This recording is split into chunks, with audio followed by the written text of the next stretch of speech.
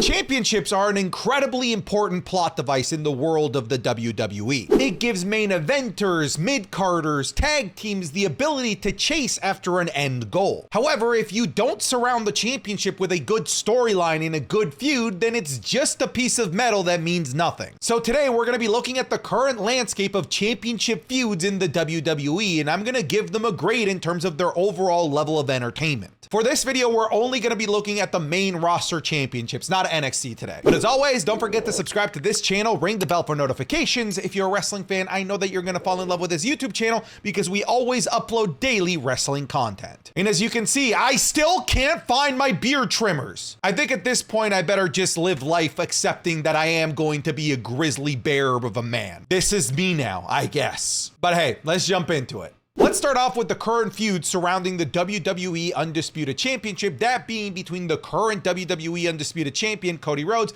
taking on AJ Styles. Now, these guys are set to have another match as part of their feud at Clash at the Castle for said championship, a matchup that admittedly I'm incredibly excited for, and I'm excited for it because of how good this feud has been leading into this match at Clash at the Castle. Not only has the lead up to Clash at the Castle been good, but also the previous matches at previous premium live events like Backlash France was arguably one of the best matches that we're going to have all year, alongside one of the greatest crowds that we're probably going to see ever. And hopefully the crowd in Scotland is going to try and one up the crowd in Lyon, France. And it's fascinating that I'm really enthralled by this feud because at the end of the day, I still think that this is a transitionary feud for Cody Rhodes, who will eventually have to have a rematch with Roman Reigns, who will eventually have to have a match against the final boss, The Rock. But in the meantime, the story, the matches that AJ Styles and Cody Rhodes are giving us are legendary, and we should enjoy them in the moment,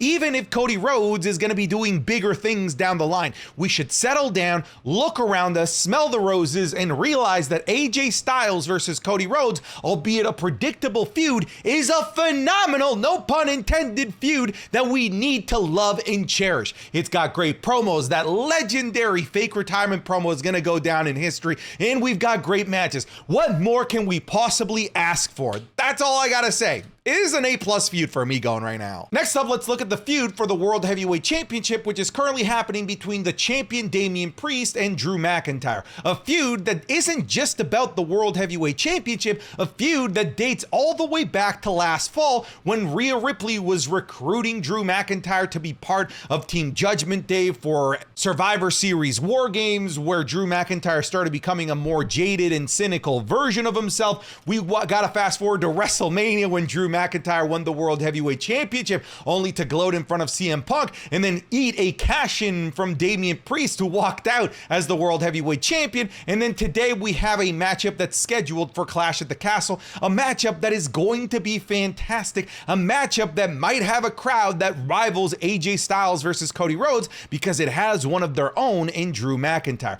But even the build-up and the lead-up to this match at Clash at the Castle has been quite good, with fantastic promos between the two, and arguably the best set of promos of Damian Priest's career, like ever. And on top of that, in the most recent episode of Monday Night Raw, we had Damian Priest finally get one over physically on Drew McIntyre over the last couple of weeks, where Drew McIntyre has kind of just been slam dunking on him. However, don't forget that Damian Priest also has Gunther waiting in the wings. I'm not really counting that as part of this feud because it's possible that the feud with Gunther might not be with Damian Priest, and this is so far down the line, and they're probably not going to explore this until we get closer to SummerSlam. Still, whatever it is going on between Damian Priest and Drew McIntyre is admittedly very, very good, and it gets an A from me. The feud for the Women's World Championship is kind of an interesting question because is there even a feud going on? Let's talk a little bit more about this, because the current champion is Liv Morgan, who just recently won against Becky Lynch to become the new Women's World Champion.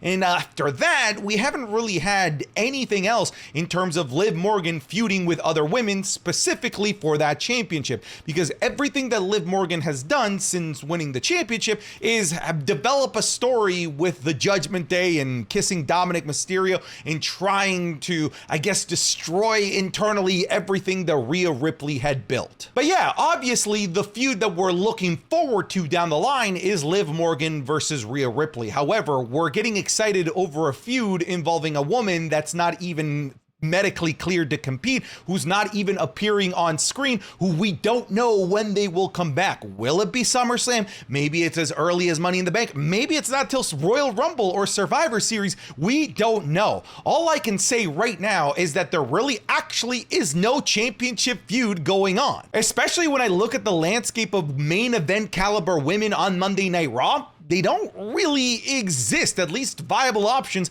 for Liv Morgan at the moment. Rhea Ripley, gone. Becky Lynch, gone. The other, really more credible women are busy in the tag team division. The other ones that are really credible, like Io Sky and Lyra Valkyria, are busy in a feud with one another. So that kind of just leaves the Ivy Niles of the world and Maxine Dupree's of the world, which don't really make sense for them to be going for world championship at this juncture. So what I will say, this is a little bit of a side note, I'm really excited to see where this storyline internally goes between Liv Morgan and the Judgment Day. I think that there's some really enthralling story pieces that they can investigate, and I'm really excited to see how it all unfolds. How will Dominic react? How will it involve Damian Priest down the line and the other members of the Judgment Day? Will it involve Braun Strowman? Who the hell knows? So even though I'm excited for the internal storyline that's happening between Liv Morgan and the Judgment Day, I'm kind of concerned in terms of the overall health of the women's division on Monday Night Raw, because the champion, Liv Morgan, doesn't really have a feud or anyone to feud with aside from Rhea Ripley, who isn't even on screen. So they need to do something to help elevate some other women to be on the level to be ready to face off against Liv Morgan in the meantime while we wait for Rhea Ripley. I know that was a mouthful, but thank you for sticking with me through that. So overall, I have to give this feud a question mark. Is it even a feud? Can I even call it a feud? Is there even a feud that exists? I don't know. This one I'm going to leave up for debate in the comments section. Let me know what you think. The WWE Women's Championship is also in a little bit of a weird stasis at the moment because the champion is Bayley, and all things are pointing to her having a feud with the current queen of the ring, Nia Jax, who won a championship opportunity to face off against the champion, presumably being Bayley at the very least. Right now, it would be Bayley at SummerSlam. However, that is still a month and a half away, so we still have some time before this even really begins to build up. So in the meantime, Bayley is feuding with, I think it's fair to say, both Piper Niven and Chelsea Green. Yes, it is Piper Niven that is the one that's getting the championship opportunity, but Chelsea Green is very much part of the feud. She is the hype woman for Piper Niven. She is the one that's politicking, pulling the strings, and is strategizing as to how they could even get this championship opportunity, which worked. And this storyline does have a matchup scheduled for Clash at the Castle between Bayley and Piper Niven. However, I'm going to be honest with you, this doesn't really bode that well for Piper Niven, because it just sort of seems like she's in this because she's from Scotland.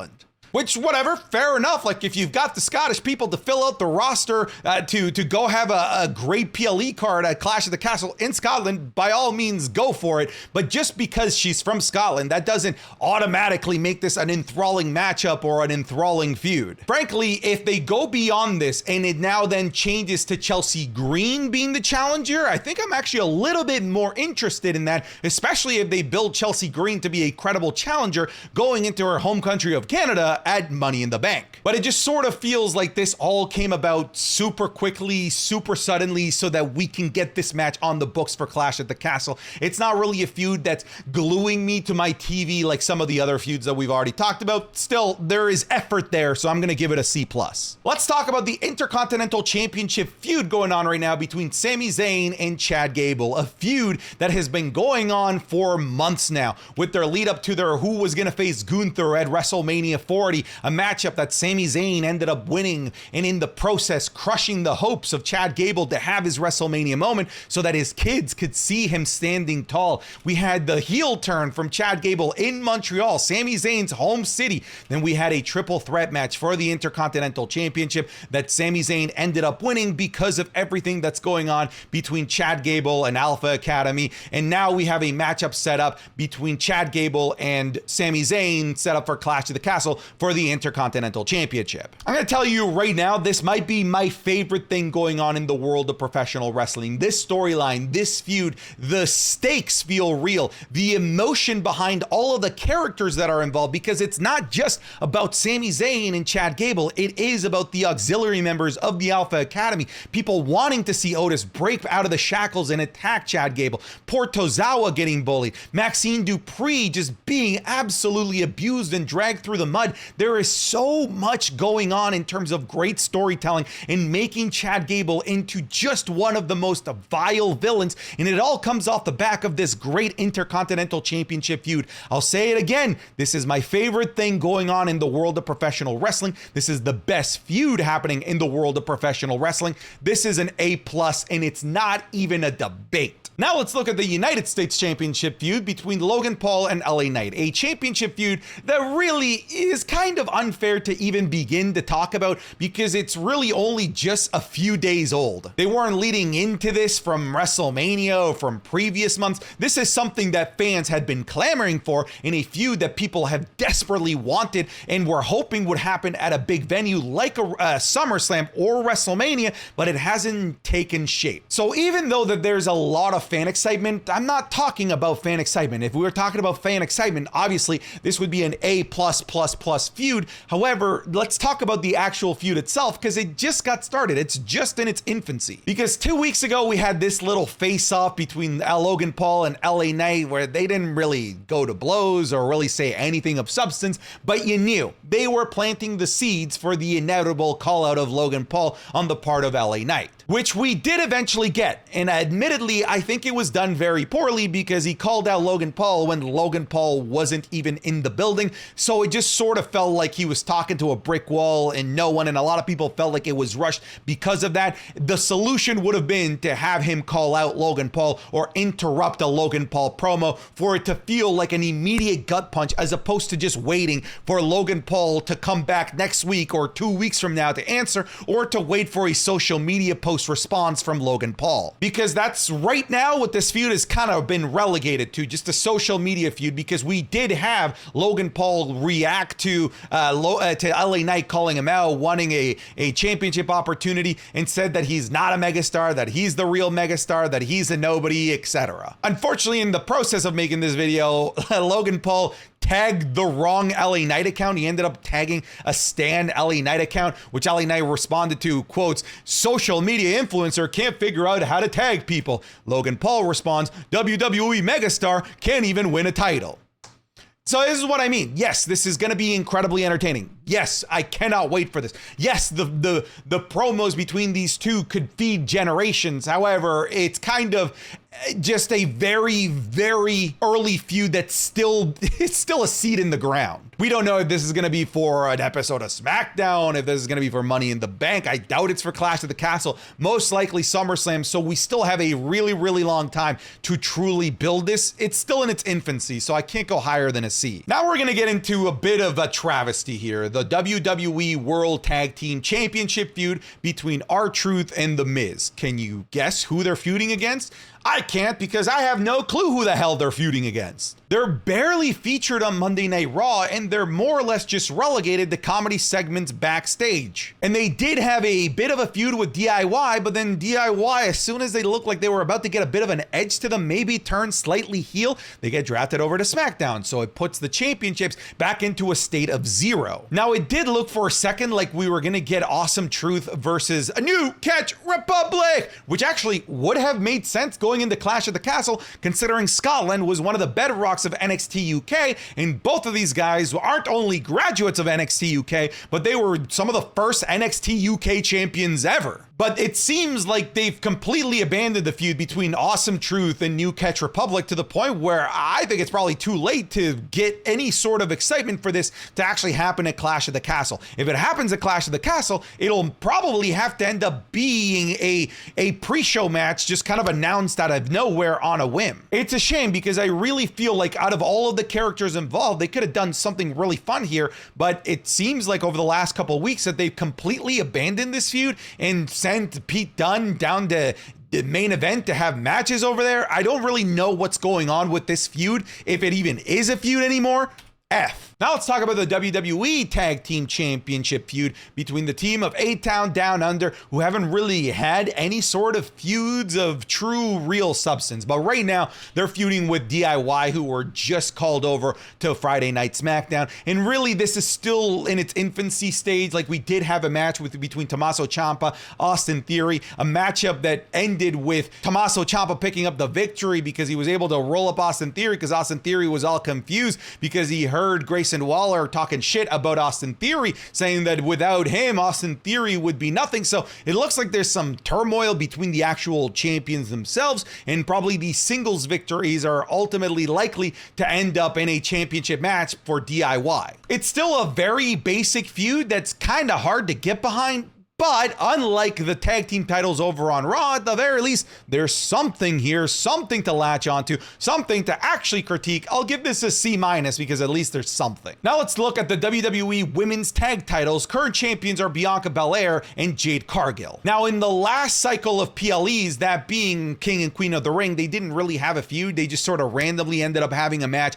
with Candice LeRae and Indy Hartwell. And there's still some stuff going on with Indy Hartwell on SmackDown, so it's possible that continues, but it looks like they've moved on from that, and now they're over on Monday Night Raw, feuding with Shayna Baszler and Zoe Stark. This is also still a very brand new feud that really just got started last week, with Shayna Baszler and Zoe Stark asking Bianca Belair, Jade Cargill to come over to Monday Night Raw, which resulted in an impromptu championship match, which was actually pretty good, that was ultimately interrupted by the unholy union of Isla Dawn and Alba Fire. By the way, go back to a video a few weeks ago where I told you, hey, they're going to start appearing on main event more, and they're going to start winning on main event, and then they're going to start appearing on Monday Night Raw to build them up for them to be the ones to challenge Bianca Belair and Jade Cargill. I don't want to say I told you so yet because the match hasn't been confirmed, but I think I can pretty much say I told you so, because it's looking like these two are going to be the ones to face Jade Cargill and Bianca Belair. I don't know how we're going to get there just yet. I'm presuming it'll likely be a #1 contendership match between the unholy union, Shayna Baszler and Zoe Stark, or maybe ends up being a triple threat match at Clash at the Castle. But what I will say is that at the very least, the champions have beef going on with Shayna Baszler and Zoe Stark. The unholy union finally made their mark on Monday Night Raw by attacking the champions and making their marks felt. So they're actually doing some good stuff with the women's tag titles right now. Unlike the men's set of tag titles, this is a B. All right, folks, that's the video for today. Thank you very much for watching. Let me know down in the comments below what you think. But that's it. I'm done. Get out of here.